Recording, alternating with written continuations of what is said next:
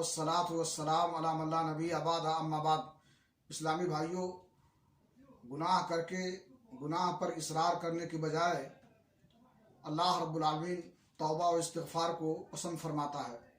यहाँ तक कि अगर ऐसे लोग नापैद हो जाएं जिनसे गुनाह का सुदूर ना हो और वो तौबा और इस्तिग़फ़ार ना करें, तो अल्लाह रब्बुल आलमीन ऐसी मखलूक पैदा फरमाएगा जो गुनाह करके अल्लाह रब्बुल आलमीन से तौबा इस्तिग़फ़ार करेगी। सही मुस्लिम शरीफ की हदीस है, अल्लाह के नबी जनाब मोहम्मद रसूलुल्लाह सल्लल्लाहु अलैहि वसल्लम ने फरमाया, वल्लज़ी नफ़्सी बियदिही लौ लम तुज़निबू लज़हबल्लाहु बिकुम वलजाअ बिक़ौमिन युज़निबूना फ़यस्तग़फ़िरूनल्लाह फ़यग़फ़िरु लहुम। कसम है उस ज़ात की जिसके हाथ में मेरी जान है, अगर तुम लोगों से गुनाह का सुदूर ना हो तो अल्लाह ताला तुम्हें ख़त्म करके ऐसी मखलूक पैदा करेगा जो गुनाह करेगी, फिर अल्लाह रब्बुल आलमीन से तौबा और इस्तिग़फ़ार करेगी और अल्लाह ताला उन्हें माफ़ कर देगा।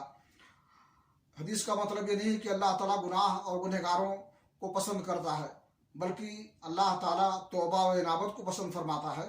और यही हदीस का मफाद है।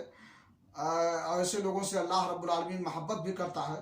अल्लाह रब्बुल आलमीन से दुआ है कि अल्लाह ताला हमें तौफीक बख्शे कि अगर हमसे गुनाह का सुदूर हो जाए तो हम अल्लाह से तौबा इस्तिग़फ़ार करें और अल्लाह ताला हमारी तौबा कबूल फरमाए।